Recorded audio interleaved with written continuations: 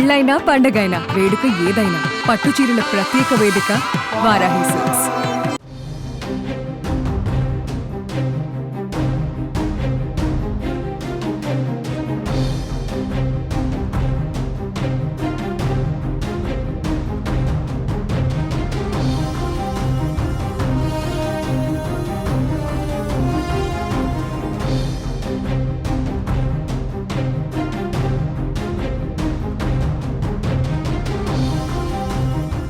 పహల్గాం ఉగ్రదాడి నేపథ్యంలో ఎలాంటి పరిస్థితినైనా ఎదుర్కొనేందుకు భారత్ రెడీగానే ఉంది. అయితే పాక్ నేతలు పిచ్చి ప్రేలాపనలు పేల్చుతున్నారు.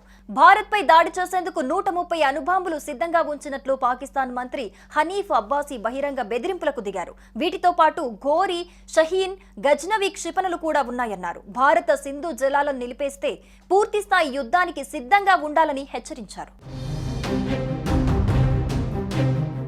భారత్ పాకిస్తాన్ మధ్య ఉద్రిక్తతలు మరోసారి పెరిగాయి. ముఖ్యంగా ఇటీవల జమ్మూ కాశ్మీర్లోని పహల్గాంలో జరిగిన ఉగ్ర దాడి నేపథ్యంలో ఇరు దేశాల సంబంధాలు మరింత క్షీణించాయి. ఈ నేపథ్యంలో పాకిస్తాన్ మంత్రుల నుంచి వస్తున్న ప్రకటనలు పరిస్థితిని మరింత జటిలం చేస్తున్నాయి. తాజాగా ఒక పాకిస్తాన్ మంత్రి భారత్ను అణుయుద్ధంతో బెదిరించగా మరో మంత్రి ఉగ్రవాదానికి తమ దేశం మద్దతు పలికినట్లు అంగీకరించడం కలకలం సృష్టిస్తోంది. పాకిస్తాన్ మంత్రి హనీఫ్ అబ్బాసీ భారతదేశంపై దాడి చేయడానికి తమ వద్ద 130 అణుబాంబులు సిద్ధంగా ఉన్నాయని బహిరంగంగా బెదిరించారు.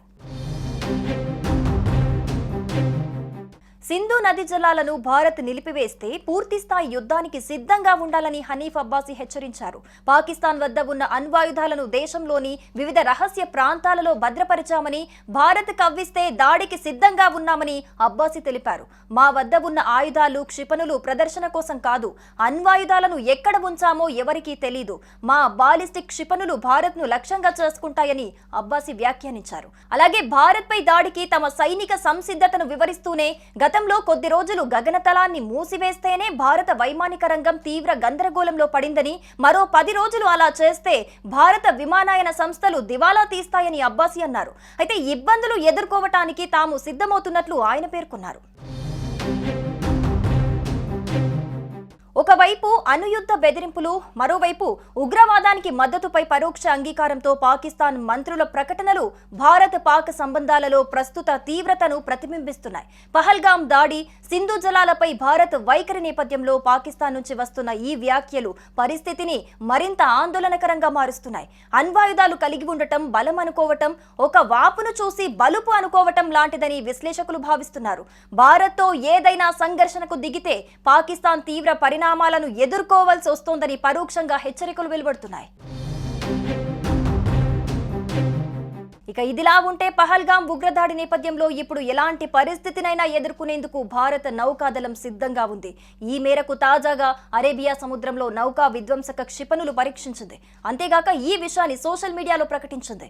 పహల్గాంలో ఉగ్రదాడితో భారత్ పాకిస్తాన్ దేశాల మధ్య ఉద్రిక్తతలు తారాస్థాయికి చేరాయి. ఈ నేపథ్యంలో తన సన్నద్ధతను చాటేందుకు ఇండియన్ నేవీ తాజా పరీక్షలు నిర్వహించింది. సముద్ర జలాల్లో ఎప్పుడైనా ఎక్కడైనా భారత ప్రయోజనాలను కాపాడేందుకు తాము సిద్ధమని ఇండియన్ నేవీ ప్రకటించింది.